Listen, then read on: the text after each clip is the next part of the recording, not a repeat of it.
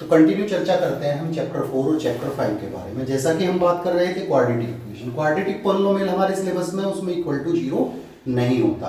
Quadratic equation में equal to 0 आएगा। ax² + bx + c = 0, d = b² - 4ac होता है। डिस्क्रिमिनेंट इसको बोलते हैं। d की वैल्यू अगर नेचर ऑफ रूट्स के बारे में बात करेंगे, नेचर ऑफ रूट्स में d की वैल्यू अगर greater than 0 it means positive है तो two real and distinct roots are exist. d = 0, d = 0 मतलब ये भी पॉजिटिव वैल्यू आएगी। Two real and equal roots exist, then d is less than 0। Less than 0 में कई बार कंफ्यूजन होता है, तो समझ लीजिए नेगेटिव वैल्यू आ जाए तो no real root exist. Roots exist करते हैं, वो इमेजिनरी रूट्स होते हैं, वो आप हायर क्लासेस में पढ़ेंगे।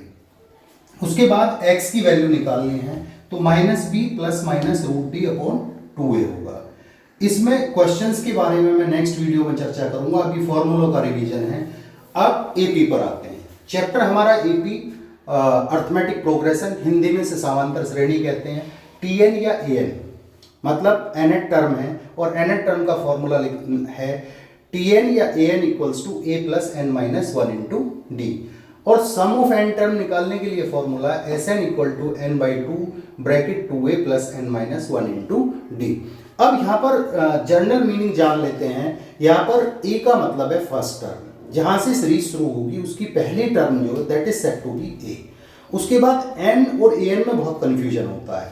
n मतलब nth टर्म और an मतलब nth नंबर पर लिखी हुई जो वैल्यू है। मान लिया आपके पास सीरीज है 5, 10, 15, 20, तो 5, 10, 15, 20 में जो फोर्थ नंबर पर लिखी हुई टर्म 20 है, that is the a4, that is the a4 and 4 जो वैल्यू है दैट इज द n।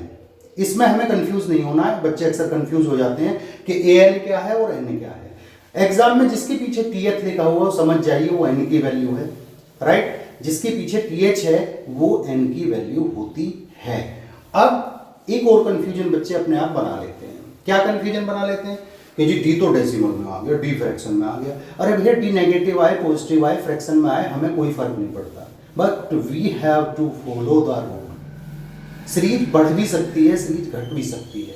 जैसे मैंने बोला 5, 10, 15, 20 कॉमन डिफरेंस d इसमें second term minus first term that is 5।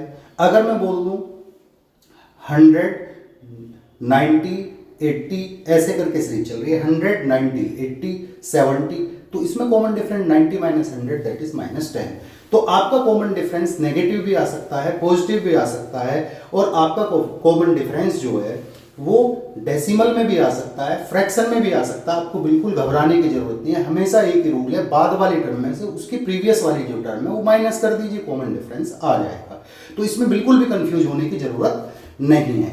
इसके बाद हम नेक्स्ट प्लेलिस्ट में अगले 3-4 चैप्टर की वीडियोस के जो चैप्टर के फॉर्मूलाज हैं उनके बारे में डिस्कस करेंगे। धन्यवाद। देखते रहिए लगातार गोमू की पाठशाला। मैं दीपक कुमार उपस्थित होऊंगा दोबारा से बहुत बेहतरीन वीडियोस लेकर आपके लिए। धन्यवाद।